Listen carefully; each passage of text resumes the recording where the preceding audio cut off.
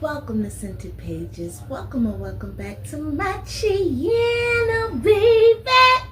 It's been so long and I'm so sorry.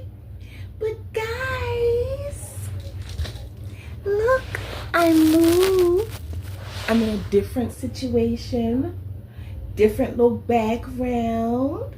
My house is different. Yeah. I'm so excited. So me and Sade wanted to take the day out to talk about, well, no, I won't say take the day out. I'll take a couple minutes out.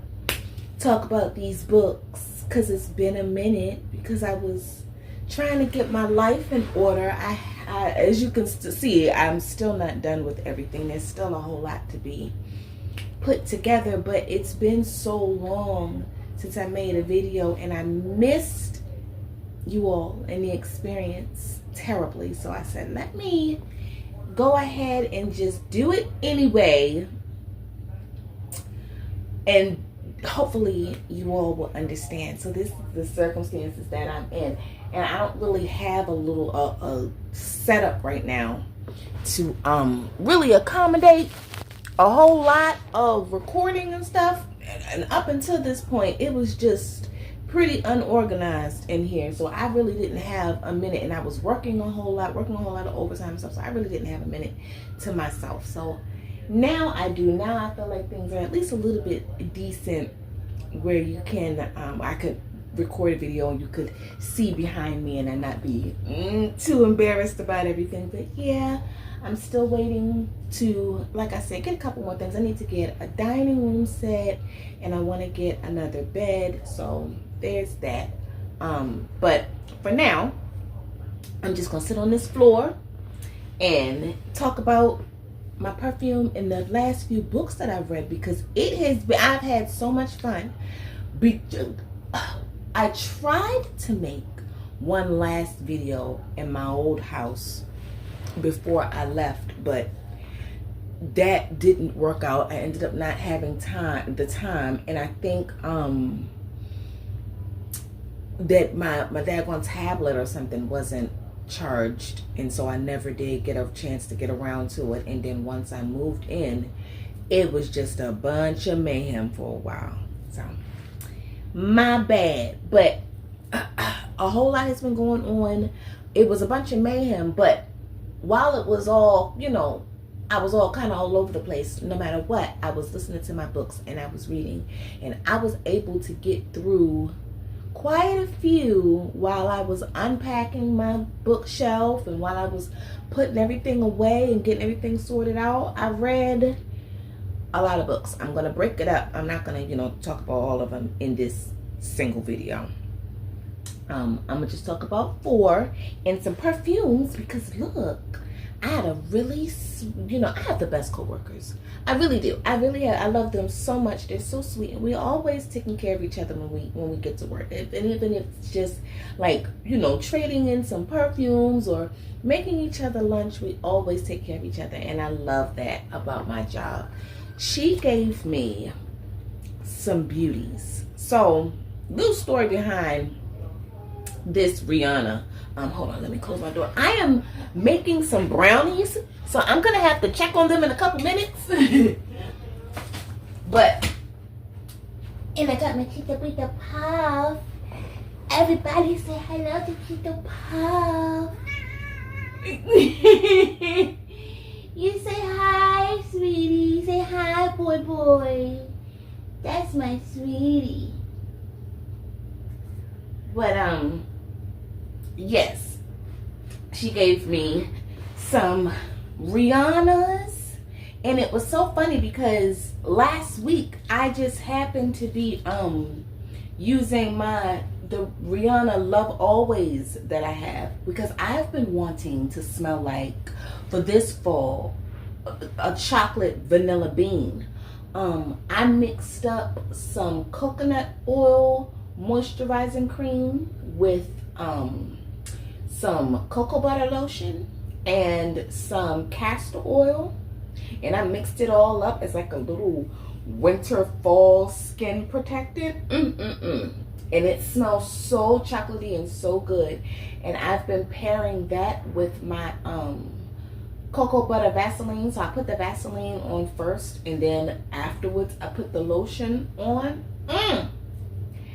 And I've been soft all day. So I've been enjoying that combination. So to complement that with my perfumes, I have been wanting something a little more vanilla-y and coconutty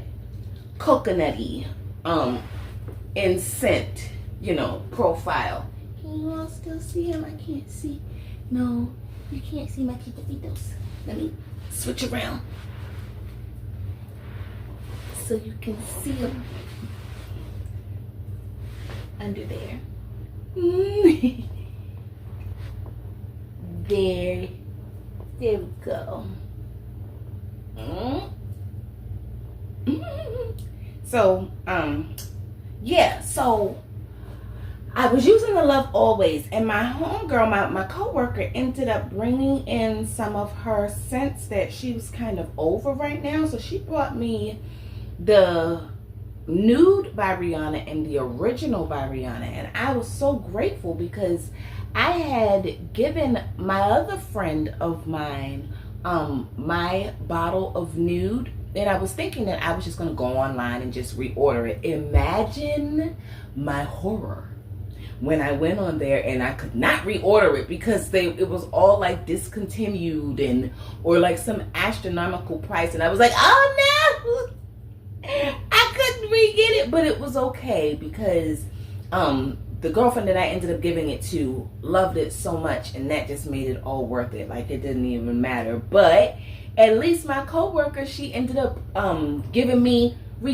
me her bottle, and this will definitely hold me over until I get to the mall to get another. I'm gonna go to the mall and see if they have, because even though I couldn't find it online, sometimes the Perfumia, what is it? The Perfumia in the mall has the bottle. So let's look up the notes for it, because I haven't looked up the notes for any of them. She gave me a few, and this Tommy Girl, oh my goodness, I'm loving the Tommy Girl, and the Ralph Lauren. And then she gave me what's so funny is that I have a reputation at work. I have a bit of an old lady reputation. And she said that all of her perfumes that kind of smell old lady-ish remind her of me. I really didn't know what to make of that at first. I was like, but then it made me feel good because she was like, girl, she was like, they just remind me of you, and you can have these. I was like, well, I'm glad that they remind you of me because they smell delicious. This one is particularly old lady scented, but it smells so good. I've got to come up with a different phrase than old lady, because that has a negative connotation to me. When I'm saying it, I mean it in the best way. It smells so good. At any rate, let me see. She gave me Tommy Girl, which to me just smells like the 90s. Like, I cannot with, well, I got my feet in the camera. And I'm gonna have to, check on my brownies in a second, so you might gotta give me a minute. But let's look up the Rihanna Nude, because that's what I think I kind of want the room to smell like. While I talk about the books, it's my favorite creamy scent. I've been just wanting to smell like a creamy vanilla bean, and so my coworker giving me these Rihanna perfumes, they actually complement chocolatey scents, cocoa butter, coconut. They actually really complement each other really well. So her main accords are fruity, white floral, sweet, powdery, floral, citrus, woody. My camera keeps closing out. Citrus, woody, tropical, fresh, and musky. And it has top notes of guava, pear, mandarin orange, gardenia, orange blossom, jasmine, and jasmine sambic. Its base notes of vanilla orchid, sandalwood, and musk. And it smells so creamy and like marshmallowy in the best way. Again, it just smells so good. I love it. And I also want to look up the notes for her original Rebel Fleur. So this is the flanker. This is the flanker of this one. The original is Rebel Fleur, and then she has the Rebel Fleur Nude, and then I also have the Rebel Fleur Love Always, and they all share each other's DNA, but they all smell different at the same time. They have that creamy, vanilla-y, marshmallow undertone to all of them, but they all smell very, very unique. So I just want to, because I'm not going to talk about that one too much, I just want to feature these two today, because those are the new ones that I have. And I just want to keep the video short too. I don't want to make it too long. So I did the nude, which smells really good. And then the original is taking forever to load.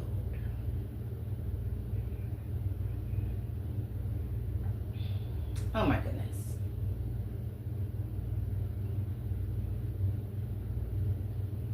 Oh.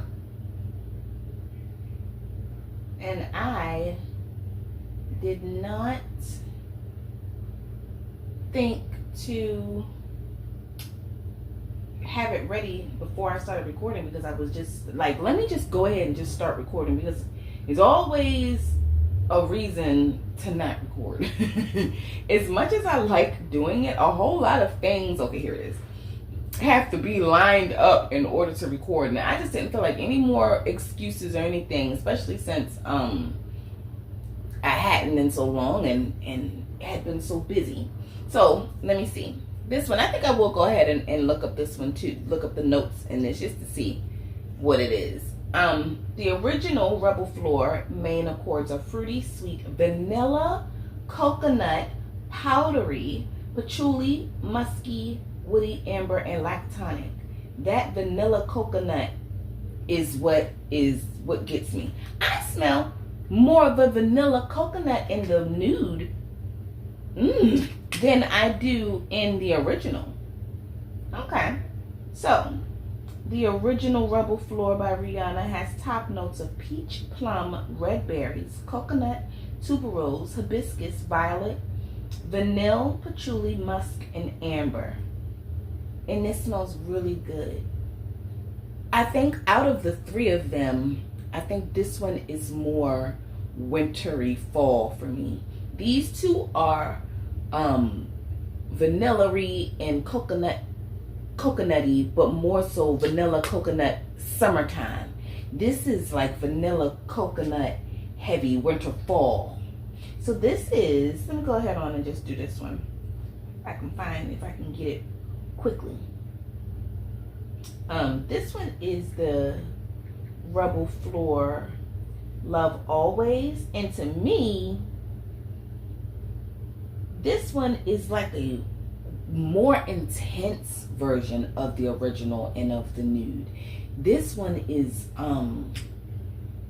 really, really beautiful. Oh my goodness, it's just gorgeous. So its main accords are fruity, sweet, vanilla, powdery, patchouli, coconut, amber, tuberose, woody, and musky. All similar DNA, like I said, all similar DNA, all similar main accords.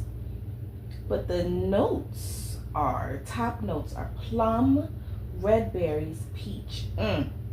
Middle notes are coconut, tuberose, hibiscus, and violet. And then the base notes are vanilla, patchouli, amber, and musk.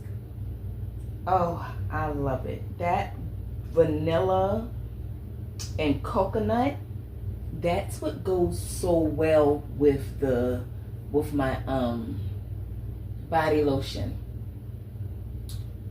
Beautiful. Okay. And then I'm baking the brownies too, and so that goes really well with the center of the room. I'm gonna have to check on them in a second. Oh my goodness, let me check on them now. I'll be right back.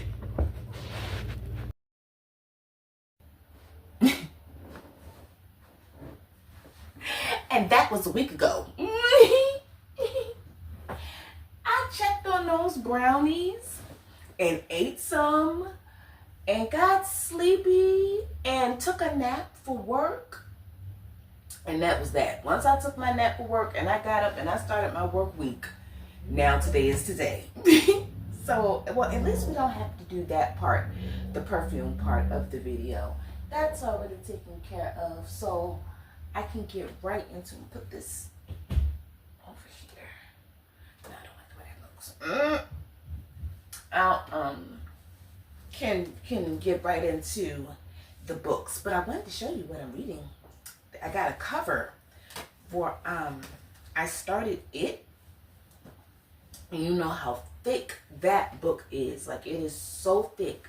So I went and I got I ordered a cover for it because the last time I was reading a really thick Stephen King book, it was Needful Things. When I got done with it, I gave it to my homegirl at work, and she was like, well, what? She was like, well, did something get to it?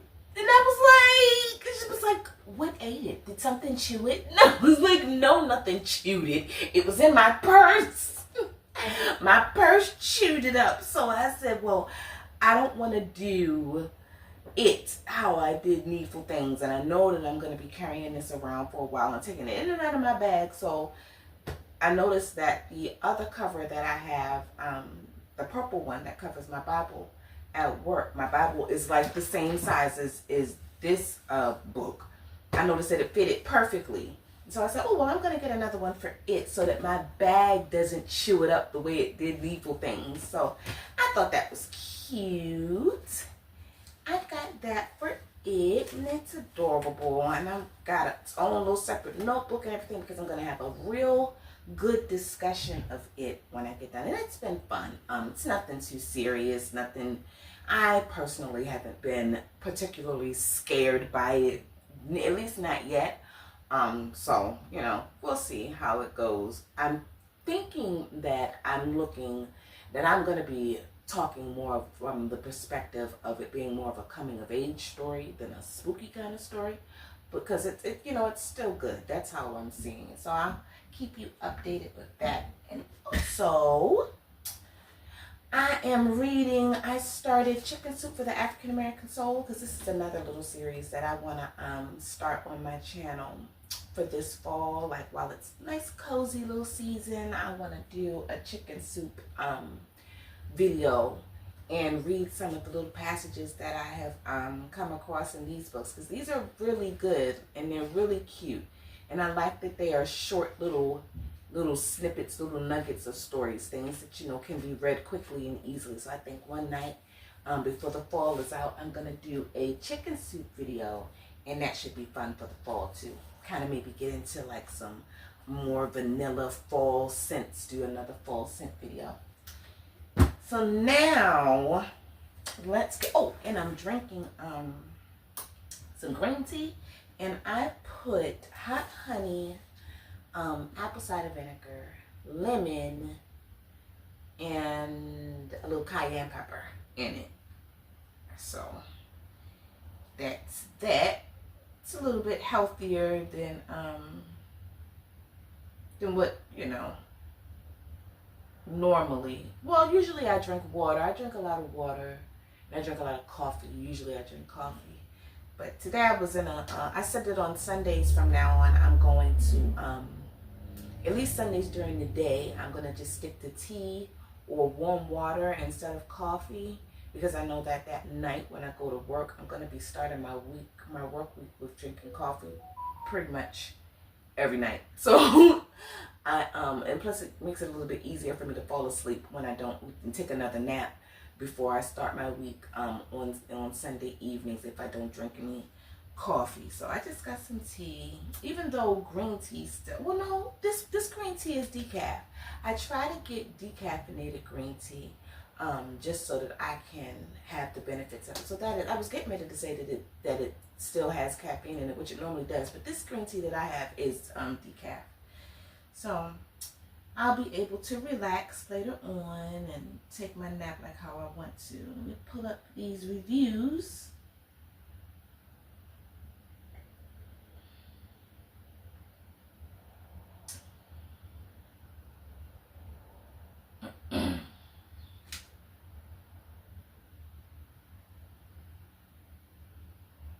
Okay, finally I get to talk about my books. Goodness, that is amazing how quickly time can just get away from you, and just how fast life comes at you, and oh my goodness, and before you know it, poof, there's a week.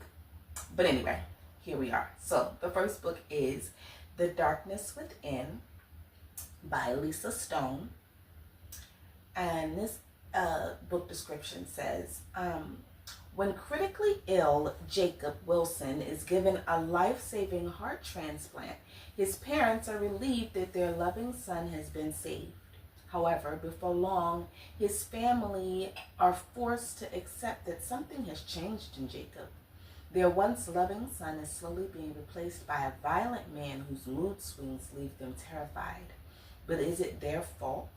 Jacob's girlfriend Rosie is convinced the man she loves is suffering from stress, but when his moods turn on her, she begins to doubt herself, and she can only hide the bruises for so long. When a terrible crime is committed, Jacob's family are forced to confront their darkest fears. Has the boy they raised become a monster, or is someone else to blame? Now, this was a really good book because it was kind of talking about, what is it, like cell regeneration and cell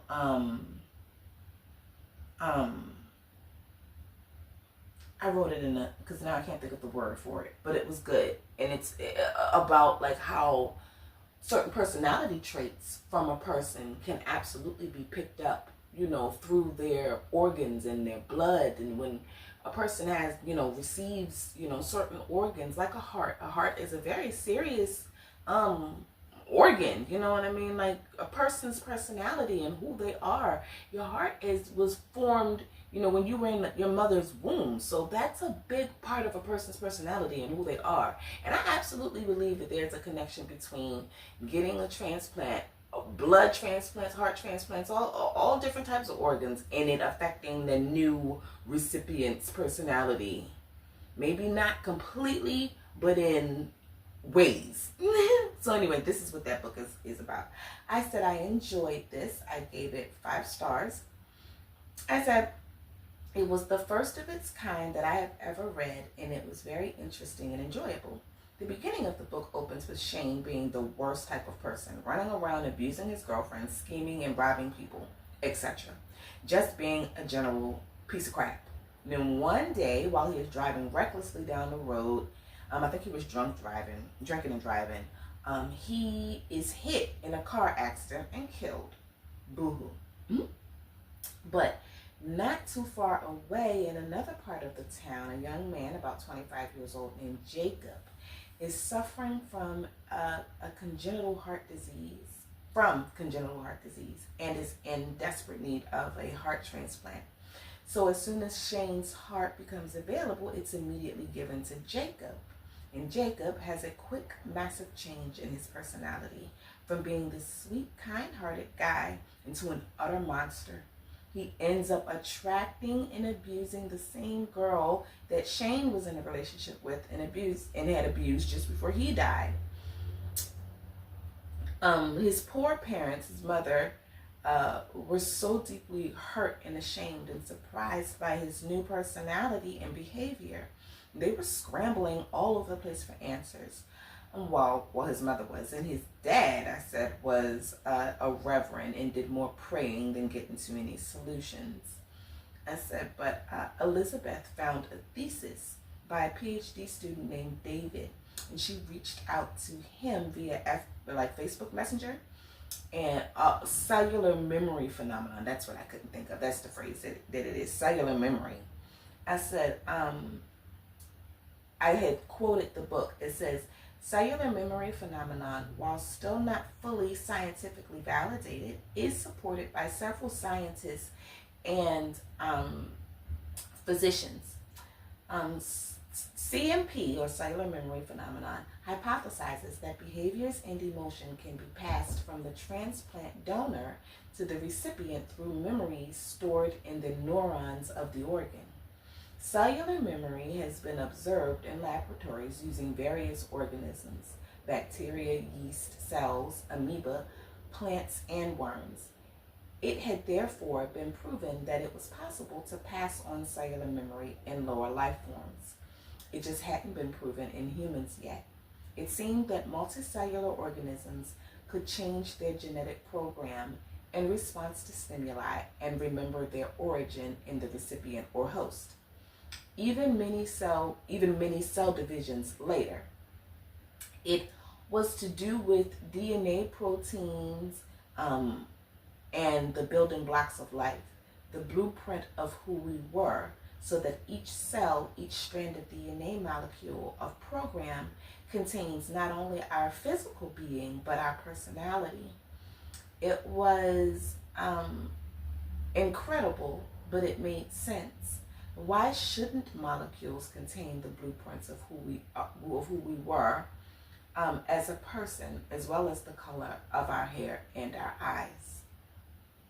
Now, the second half of this thesis were carefully researched case studies, 102 recipients that he traced and interviewed in person, and if they reported any personality changes after their transplant. And he then interviewed the donor's family or friends to validate the claims made, and all of them could be substantiated to some extent. It wasn't only an organ transplant that produced these results, but transplants of corneas, blood, and bone marrow. Heart transplant patients reported the biggest changes and seemed to be most susceptible to cellular memory. That makes sense. Possibly because of the huge mass of combinatorial coded nerve cells. His thesis concluded by saying that the whole ethical debate on transplants needed to be opened, as the existence of CMP meant that elements of a person's character, even their soul, could be transplanted along with the organ. It's a very interesting book. It was very good, and I enjoyed it. That is The Darkness Within by Lisa Stone. Very good. Next, I have My Lovely Wife by Samantha Downing. And it says, the book description is, a couple's 15-year marriage has finally gotten too interesting. It's finally gotten too interesting. Here we go. Our love story is simple. I met a gorgeous woman. We fell in love. We had kids. We moved to the suburbs. We told each other our biggest dreams and our darkest secrets. And then we got bored. We look like a normal couple. We're your neighbors, the parents of our kids' friends, the acquaintances you keep meaning to get dinner with. We all have secrets keeping a marriage alive. Ours just happens to be getting away with murder. So yes, so that's the kicker, or the hook, I should say, with this love story, is that they like to get around to murdering together. So here we go. I said, I absolutely loved it. This was another good one that I liked. Let me see. I gave it a 5 stars. And I said, absolute love. This is my first read by this author, and I can't wait for the next. It was so compelling and drew me into each page. Poor Jenna. Maybe now she won't be as afraid as she was, but finding out your mom/parent is the local serial killer has to be one of the worst pills to swallow. Yet we never seem to get the perspective of the kid when they do find out that their parent is a murderer. The author did that same thing in The Quiet Tenant with the little 13-year-old daughter. I wanted to know what they say and how they react when the news is broken to them. I especially wanted to know how Rory, the son, took it and what he thought.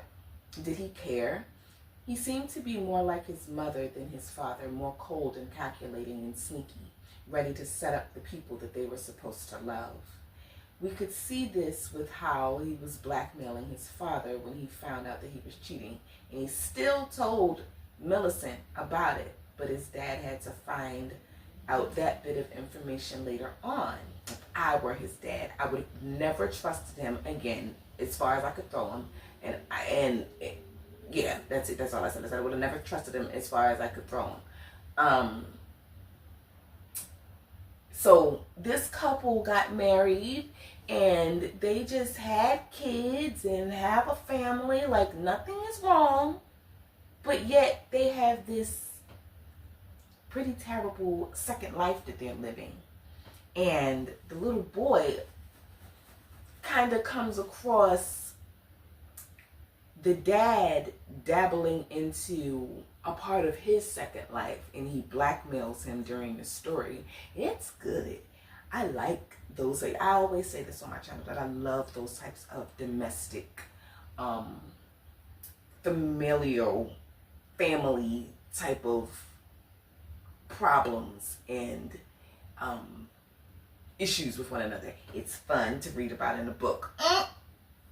The daughter, Jenna, was kind of irritatingly dramatic, thinking that Owen, this serial killer in this story, was going to come for her and her only, and her specifically. I hated that, but maybe she had some sort of sense of danger being closer than what she really knew, being as though her parents were the real threats. I don't know. I said that's another reason why I wanted to know her reaction to finding out her mom was the killer.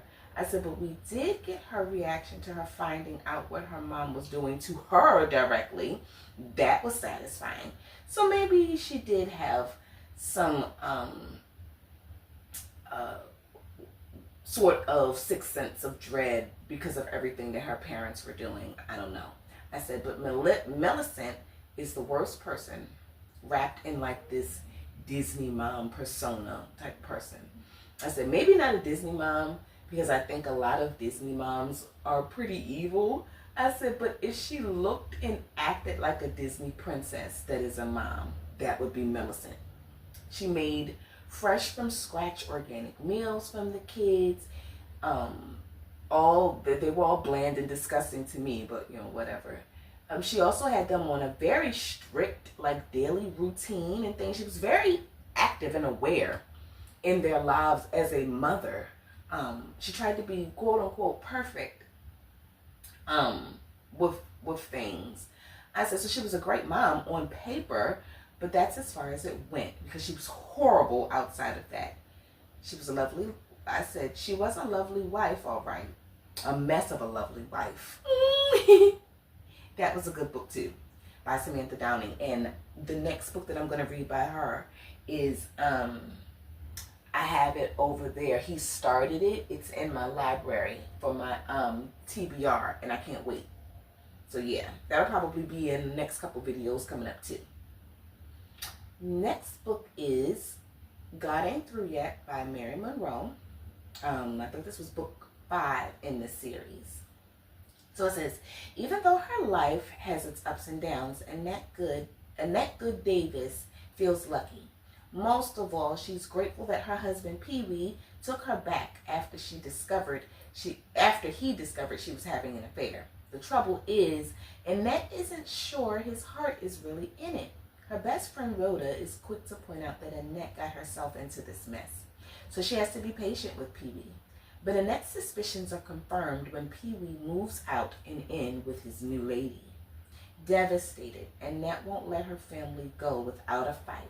But she also knows that she must prepare for the worst, because one lesson she's learned all too well is that when life kicks you in the teeth, you have to come out swinging. This book, goodness.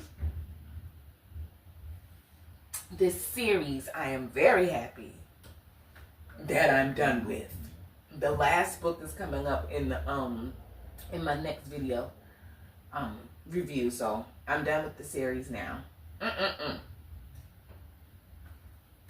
I said, God ain't through yet. Messy, messy, messy. What a mess. Characters in order from least to most important, in my opinion. I said Charlotte was a lot more a part of this story than all the others. She is a whiny, annoying little girl, especially with the way she treats her mother. Mama, what did you do to make Daddy fall in love with another woman? Why do you always run them away? That's the kind of stuff she was saying to her mother. And then Annette wouldn't correct her and say that she wasn't responsible for running anybody away, that they were just assholes most of the time.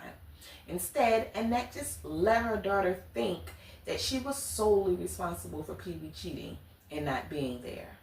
As usual, Annette's focus is more on her friendship with Rhoda than on saving her marriage or on her daughter Charlotte. Charlotte's ass was so irritating the whole book. Not bad like Jade, just annoying with being on everyone else's side except for her mother's. Which, honestly, can we blame her? When Annette has done nothing to foster or grow a relationship with the child. I said she doesn't talk to her daughter or explain what's happening with Pee-wee or why she needs to not be spending so much time with this guy Jacob, right? So Charlotte had been spending a whole lot of like on her own time with Annette's little boy toy that she had in this book. His name was Jacob, and they were just doing their little Charlotte and Jacob's little friendship was just doing entirely too much, and it was annoying. And Charlotte needed to seriously be corrected about it, but Annette wouldn't do it, and that pissed me off. I said, Annette went through all that she did with Boatwright in the first book. Yet it doesn't seem that she has set up any protective measures for Charlotte. She lets Charlotte do whatever the flip she wants. And what made the little girl think that it would be okay to be going over to this man's house that her mother is dating without her mother? Like, what the hell? That's what I just said. Like, what in the world? So Jade was Jade in this book. Bad and distracting as hell. She just adds drama to Rhoda's life and the storyline. I was so happy that she got her comeuppance when she tried it with her new husband, whatever the hell his name was. Irrelevant AF, especially since by the end of the book he was gone anyway. I think his name was Bernie or something. None of Jade's husbands can deal with her ass, but I wonder if him hitting her upside the head and landing her in the hospital is how she gets served a nice big slice of humble pie. Oh, it's not. I've already read the last book. She's just as terrible in the last book as she is in this one. Anyway, I said I wonder if she would be nicer in the last book. No. There isn't really a lot that changed or went on with Rhoda except for what she went through with Jade. She's still sleeping with Bully, unbeknownst to poor Otis. I wonder how that festering wound is going to pop. I just hope that it is very messy. I've been waiting for the ish to hit the fan with that because Rhoda has gotten to be basically a boring, terrible person, and I want to see and I want to see the shit shook up. I said she hasn't even killed anybody else, and I hate that for her. I really do. That was my favorite part of her personality, and now she's just nothing like what she was. Her nor Annette. Even Annette, when they were younger, had a potential spark in her that could have been so much stronger than what she is. Yet, she's the worst kind of aggravating person. And I just, oh my goodness. Rhoda, nothing like how I thought she was going to be. And it's so disappointing. I hate it. I said, Pee-wee was also pretty weird and disappointing in this book. Because he cheats on Annette with this little leg Lizzie from the shop. She had like I think she had like polio or something when she was younger, and so it made one of her legs deformed. But goodness, like, so they called her Little Leg Lizzie the whole book. First of all, the way Annette was naively practically pushing this lady into Pee-wee's lap was crazy work. She is so much better than I could have ever been.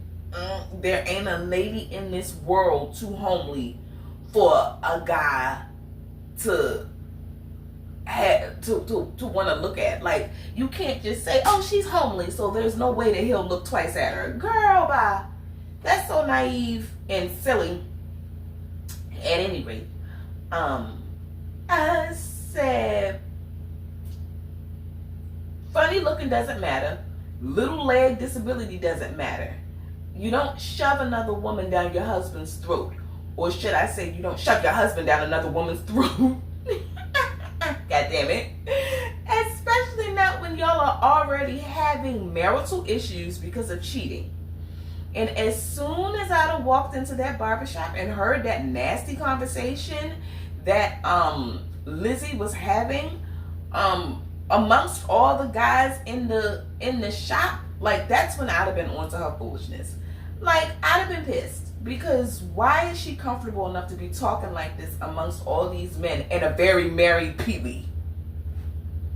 Like, So Annette needed to put her foot down on a lot of things that she just didn't. And that aggravated me with her for the whole series. But it serves Pee-wee right, because Lizzie wasn't at all what he thought that she was. Nasty ass. And he fell in love with her. Like, he intended to leave Annette for Lizzie until he saw how nasty Lizzie lived. If I was Annette, I'd have definitely just ended it with Pee-wee, because that would have been the whole, like, just straw to break the camel's back. Because he wanted to end his marriage. Just like that fast, he wanted to end his marriage. He fell in love with Lizzie. It just didn't work out after he had moved in with her. Like, even when Annette did her dirt, she didn't freaking fall in love with the man. And I'm not saying that it's even or anything like that. I just feel like you just have to be done. Like, you just have to be done. Once you start stepping out and doing all that foolishness, it's just no more point. This is no more good. There's no more point to it. There's nothing left to save. So, but Annette felt like there was. Oh, child. Annette got caught up in some physical shit, I said.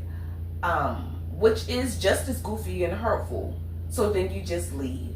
As soon as a person feels the need to cheat back, the marriage is done. If that's how you feel, you should have just left from the jump. Jacob and Lizzie's ass was both one and the same. Annette is the mammy worst. And I'm not calling her that because of how she looks, but because of how naive and goofy she is about things. Her refusal to address things and to see stuff for what it really is. It's annoying. And anybody, what did I say? Okay, is anybody going to have any development or any growth, maturity? I hope so in the last book. They don't. They don't. They don't grow nothing. But plucking my nerve. That's the only thing they get better at. So let me see. Is this the last book? So the last book is, this was a good one. Stone Cold Fox by Rachel Koller Croft.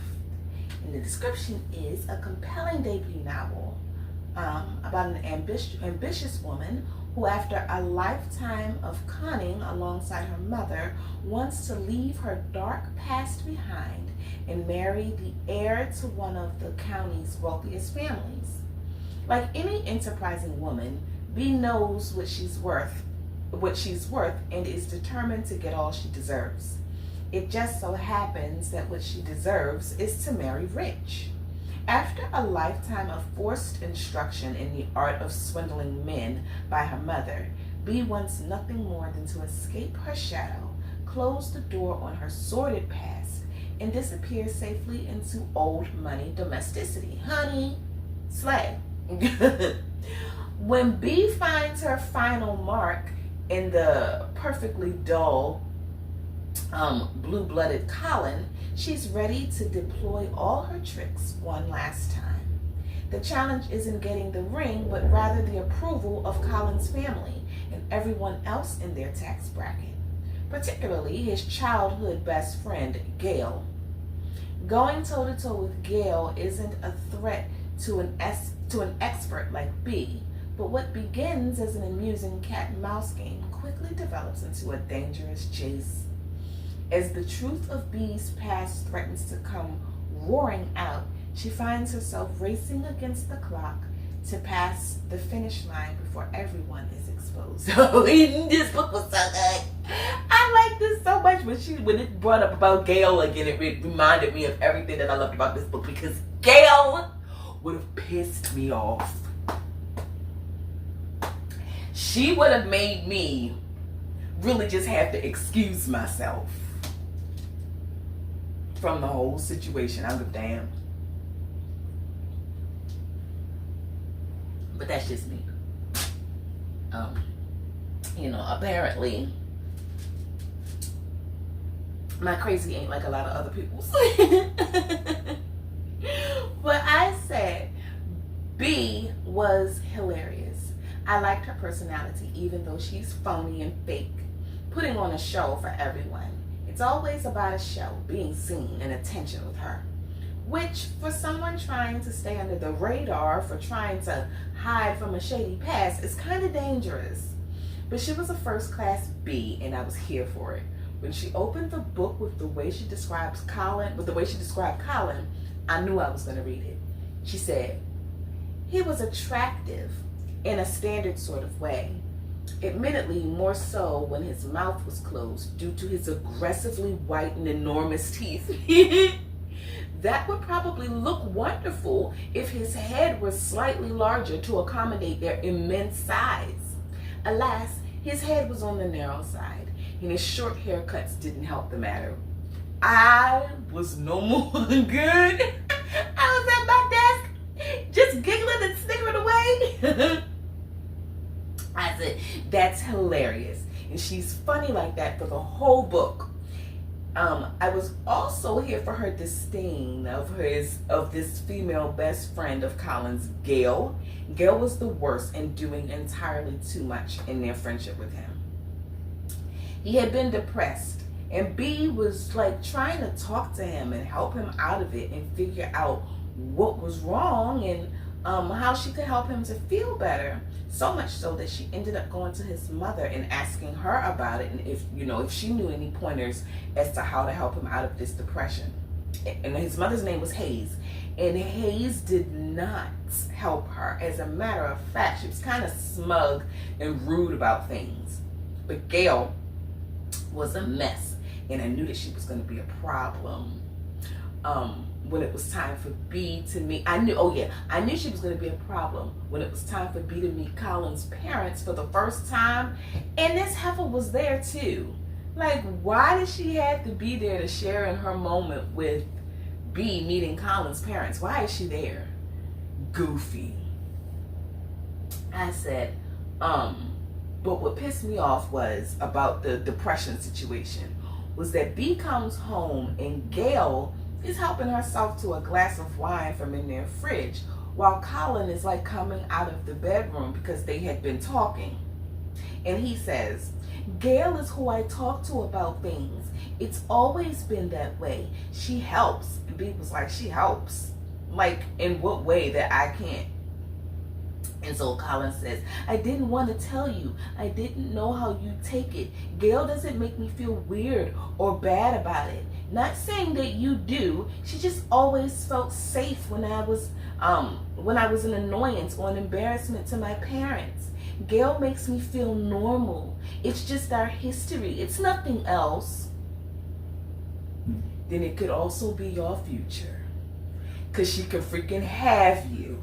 Because what is the point of marrying one woman if this other woman is the woman who understands and has access to the deepest, darkest parts of him that needs to be, soothed and can be taken care of? If she can take care of that part of you, marry her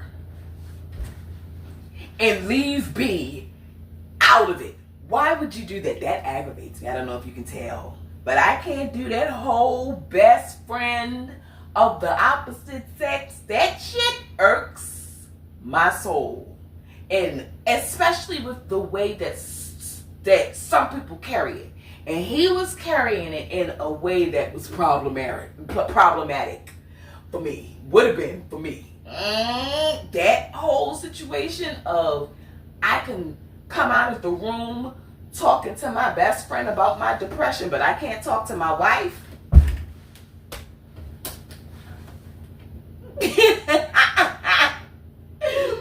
So anyway, that's what she was. Little stuff like that in the book was happening. So B said, oh, wait a minute, going back to the situation. B says, Colin, what do you tell Gail that you won't tell me? Colin, I talked to Gail about dark stuff, like the stuff I don't want to talk to Gail about dark stuff, like the stuff that I don't want anyone else to know, especially my wife. I don't want a divorce. Because that sounds creepy as hell, for one. What could possibly be so dark that you can't talk to your wife about it and you can only talk to your best friend? I said I would be concerned, and B was, because she nipped that itch right in the bud immediately. And she gave his ass an ultimatum right there. It's either me or stale Gail. And he ultimately chose her. I said, I like that B and Syl are actually sisters and that B gets to have a good friendship/relationship with a woman. She really liked Syl and was genuinely attracted to her personality. So it's actually cute when we find out why they're so attracted to each other's personality. My question is, had Colin really been inappropriate with Syl, making her do weird stuff, or was that just a lie for the plan? I liked the ending. Long as Gail was the fuck out of there, I was going to be happy with the ending. So there was that. And she did. She did get out of there. It was fun.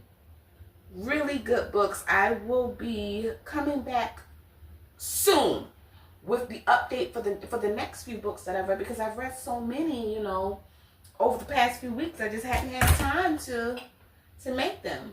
Who's coming in now? Let me end this. No, I didn't. Hey, and let me go. See you next time.